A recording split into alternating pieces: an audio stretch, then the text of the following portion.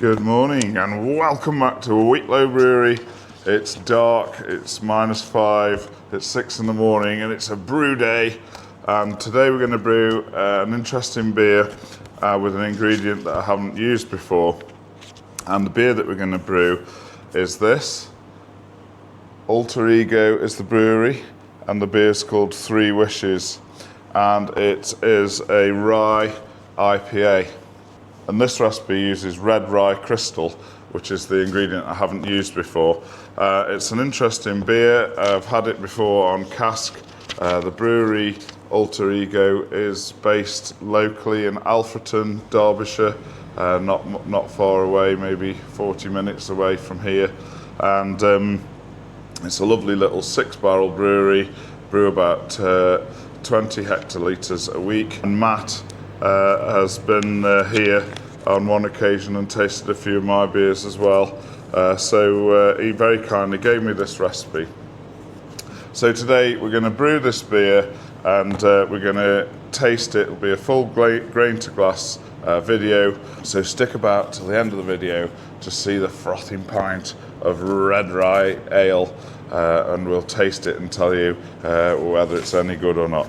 So this beer uses extra pale as 93%, 6.9% red crystal rye malt from Simpsons.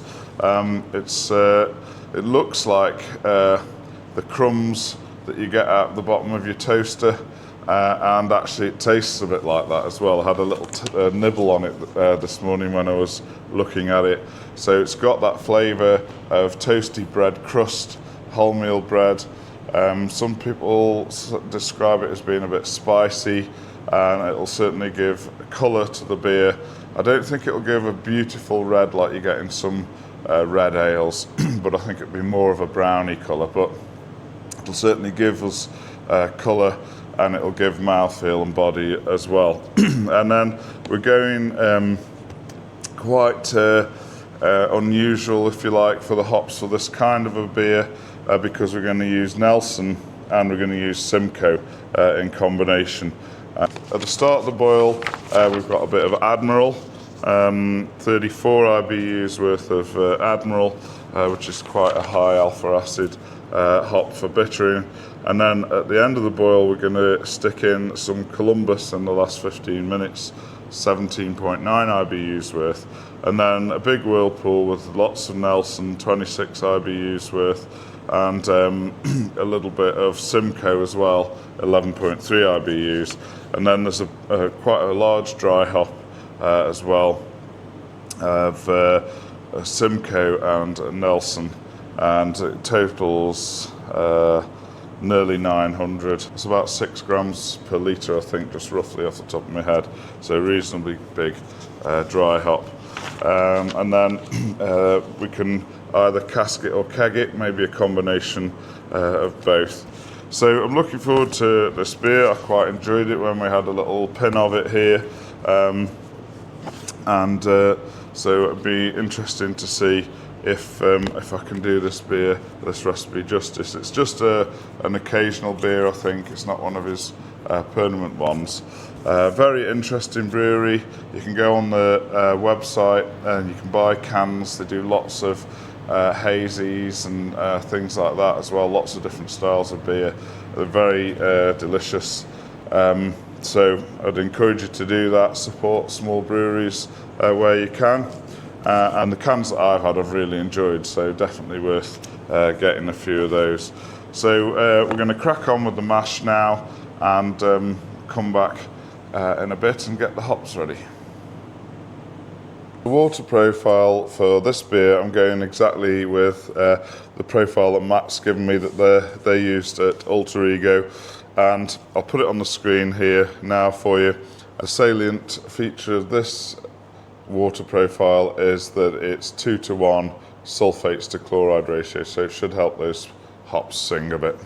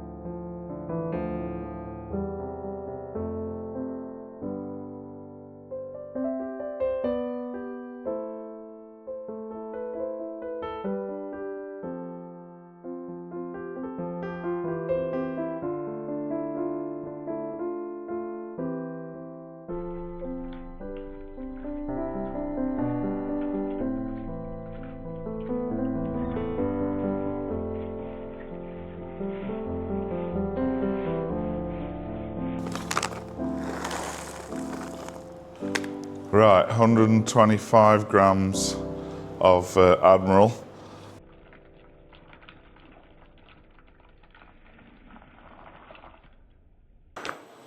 Right, Whirlpool hop for the 3 wishes is 445 of Nelson, 175 of Simcoe. So we'll get them in now.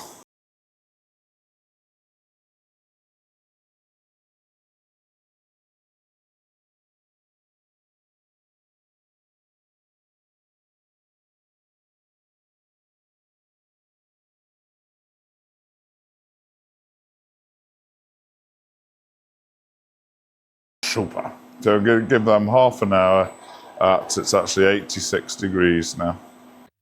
Right, that's brew day done. It's just transferred now at about 18, 19 degrees. I've got USO5 yeast to put in, so I'll stick that in now.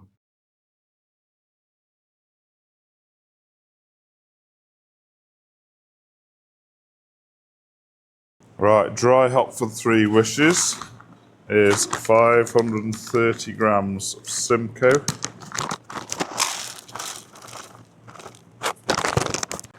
and 335 of Nelson.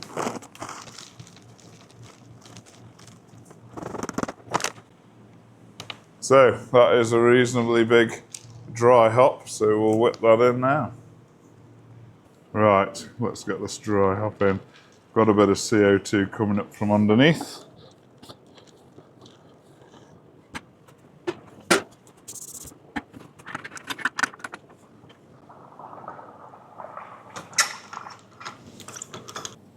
Give it a rumble. Make sure the hops mix in nicely. So, job done. Give that a couple of days now. We had, of course, dumped the cone yesterday and just beforehand as well. So 2 dumpings of the cone. So they've been mixed up now by the rumbling. Give it 2 days and then we'll get it into cask. Right, 3 wishes is ready for casking. In fact, I've just casked it. And so we've had the dry hop in a couple of days, roused it a couple of times and then cool crushed it for a day or 2. Left the hops in there in the cold period, and now we've put it into casks.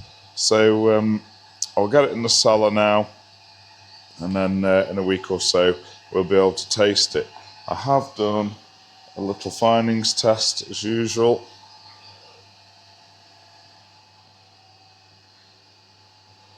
And you can see that already after 20 minutes or so it's got that definite layer. It's not gone crystal clear at the top though. It tastes really quite nice and bitter, and definitely tastes that sort of grapefruity, piney, Simcoe kind of a taste, but with the distinct taste of Nelson as well alongside it. So I think it's going to be really nice on cask as well.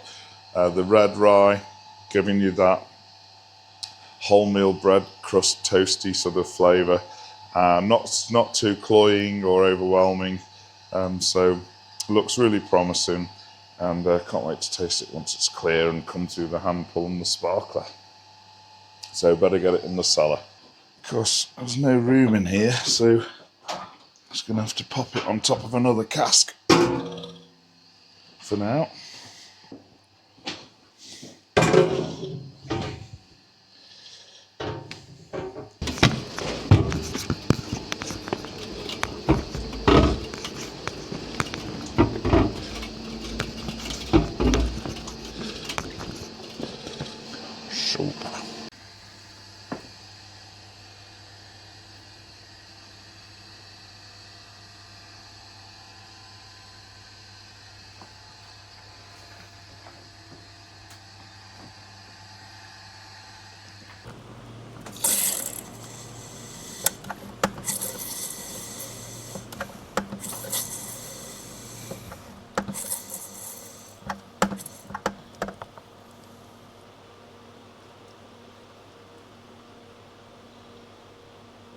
not very good at this. I don't really do a lot of social media. I've just started trying. Just relax.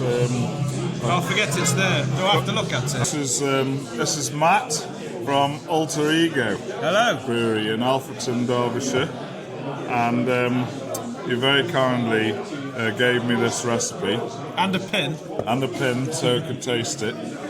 3 wishes, and it's. I must say, I was intrigued to brew it because it's a different beer, a different ingredient that I've not used before. Is Red Rye Crystal. Yes. And that seems to be the basis of this, as well as a big dry hop of, I think, Simcoe and Nelson, is it? Yeah, Simcoe and Nelson. So,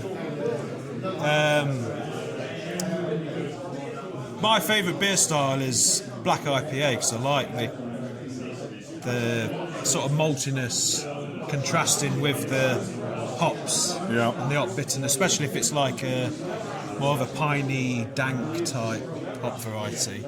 And I also like red IPA, so again, similar sort of thing, using an ingredient we've not used before, the Simpsons Red Rye Crystal. Yeah. I mean, it was a few months back when I brewed this, so I can't remember exactly what the recipe was, but yeah, Red Rye Crystal, Simpsons, and it's going for that sort of red IPA vibe, so we get a good malt backbone, but also a good kick of the hops punching through the malt. Both and massive. I mean, I think Simcoe, I always like Simcoe in a black IPA, so that was the reason for choosing Simcoe. And then just to give another dimension to it, I thought a bit of Nelson in there for some, sort of Helps with the toffee notes from the malt, doesn't it? The Nelson it sort of freshens it up with a bit more like gooseberry, lemon, sort of tropical vibe. And yeah, I think it's absolutely beautiful. And Richard's done a cracking job of recreating it. I think the hop aromatics are more prominent in your version than mine, yes. But it's very, very, very close, extremely close. Good. It's I mean, I had it is a little bit of a gap, isn't it, since we had it? But it was August last year when I brewed this. So it's a really punchy beer, real hopper, massive hoppy aromas. But it's not Simcoe. massively hopped. No, I didn't. It's not silly. It's not like the grams per litre on the hot side and cold side wasn't silly. Yeah. It's, I think it's fairly well considered, but the hop character does still punch through. It's not like a 10 gram per litre dry up. I mean, I can't remember exactly what it was, but if I had to guess, it was probably about 5 or 6 grams per litre dry up. And I haven't been able to get it very clear. That's my only regret. It's not too bad. It doesn't taste cloudy, if you know what I mean, does it? It's, no. But interestingly, we were just discussing, what yeast to use, what finings that we use, and we've used exactly the same LAX, WHC yeast, and Super F. And Super F. Yeah, and we had. Our version didn't. I mean, it's not too bad. When you hold it up to the light, you can see through it. You can see your fingers through it. But it's not pin bright. And our version was exactly the same. And I mean, using LAX, which is a Chico strain, and using Super F, all the beers that we use that in drop pin bright. So I'm only assuming that the And you do a lot Crystal of dry Rye. hopping. Yeah. We never go overboard on cask beers, to be fair. We never go much beyond sort of 5 grams per litre on cask. I always think,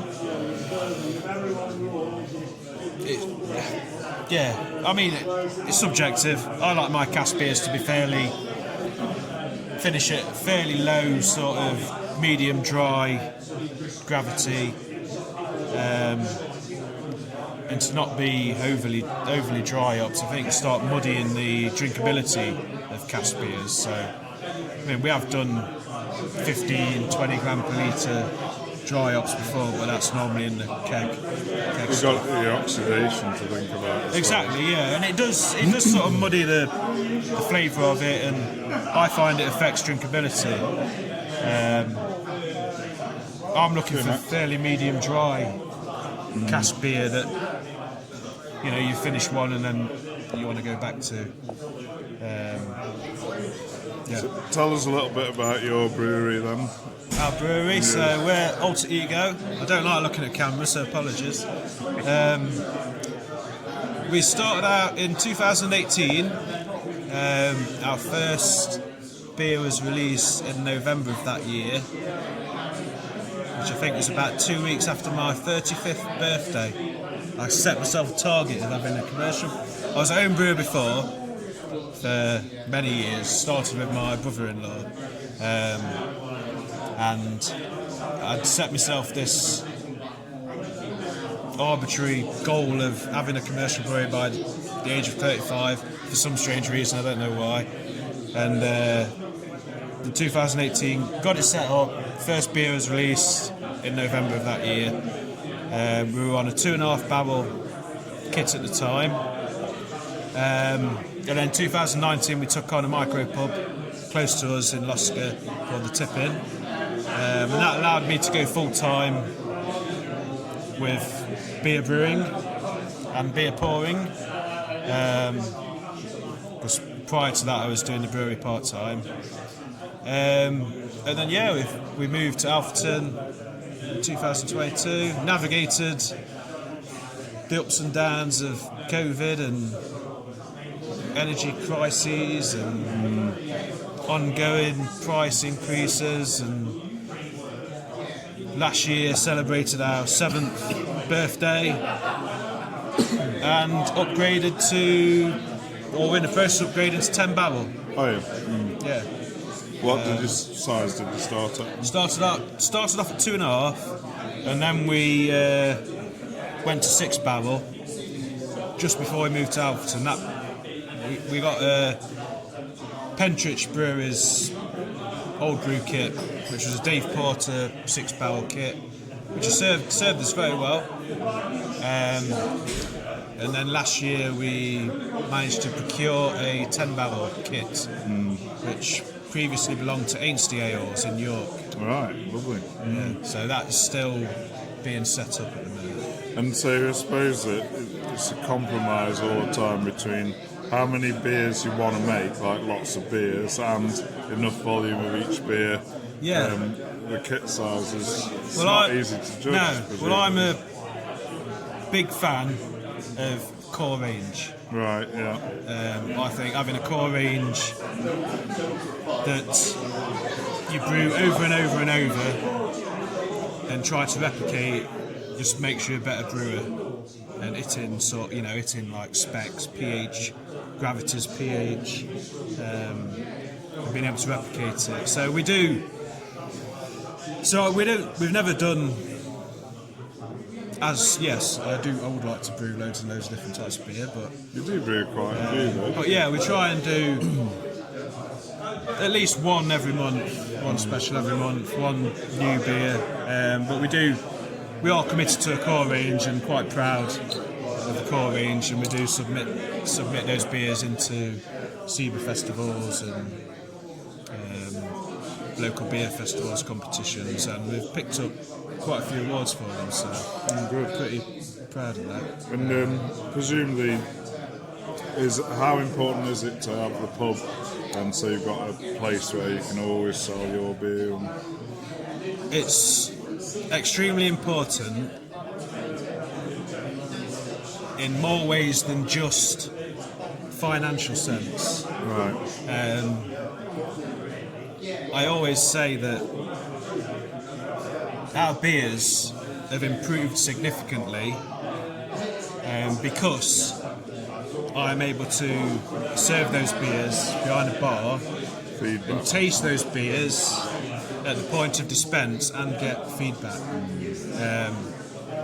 I think if we didn't have that set up, and I was reliant on running to our customers' pubs to try the beer, to get sort of that taste of how they are at dispense, which just obviously you get an idea if you try it out of the tank, you try it during packaging. But especially with cask beer, it's at the point of dispense when it goes through the beer engine and is served into the glass and then tasting it. It's like unless you're dispensing your own beer as a brewer, then you don't get that. You're getting the direct feedback. Yeah, so it's everything, like how you pour it, how you serve it, what your customers want, what if they like that beer, which other beer will they like if that one's not on, or and you get to know. Yeah, and that allows me to be able to tweak that beer. Because obviously I have, for every beer we brew, I've got an idea of where I want it to be in my head, where that beer should be. And on the first go, you get close, but you don't get to exactly. I mean, you probably never get to where that one in your head, that beer in your head should be, but you get relatively close to it on the first go, and then it's tweaking it after being able to taste it on the bar, and you can really sort of fine tune it to get close to that point. You never get, pursuit of perfection is exactly, that's the aim. Really? Constant pursuit of perfection, but subjective perfection, because it's perfection of beer. Yeah, and people can buy your cans online, I think, as well. Yep, they can buy them from our website. But if you have the ability to do so, I'd encourage you to come to our pub or brewery and have the beers on draft, because you can't beat draft beer. Handcrafted on the premises. Handcrafted on the premises, yes. At the brewery, and all beer's better at source, isn't it? Really? Yeah, and on draft. Cans serve a purpose, but draft is best. Being surrounded by people you can chat with. Well, thanks for giving me the recipe for this one. And I've got my eye on another of your beers, the hazy one that you sent me the recipe for as well. Can't remember what it was called Was that the Alter Ego? Yes, which was a collaboration with a micro pub near us. Yeah, I remember you saying you enjoyed it. You gave me a few cans and I just thought that's a lovely beer, so we'll have a go at that. Yeah. Well, thank you for brewing it. I didn't think that wasn't the motivation for giving you a recipe. I thought you'd be intrigued in it. Yeah, well, I mean, because every day's a school day when you brew, isn't it? And I'd never used Red Rye Crystal before, and it's nice. It's a beer. It adds a good colour and it adds a good malt complexity to the beer. Yeah, definitely a bit of toffee and it's unique. It is unique, definitely. Yeah, I can't remember what the percentage of the grist it was, but I think the recommendation from Simpsons was something like no more than 20%. So I'm guessing it was less than that. I'm guessing it was probably less. Because it's got quite a good colour to it. I seem to recall the EBC being quite Red substantial. 6.9%. Yeah. So pale ale malt, extra pale malt, and Red Rye Crystal. Well, that 6.9% was a lot of work. It does 273 EBC. Is that what it is? 200. Yeah. So it's got a good colour to it, and it brings a good colour, and for 6% of the grist, it adds. Yeah. Adds a lot of complexity. You obviously don't like yours, though, because I've finished. I've already had about 5 pints. No, I haven't had 5 pints. Maybe 4 pints. 3.5. Right. Well, thanks for the recipe. Thanks for coming down to sample it tonight. You're welcome.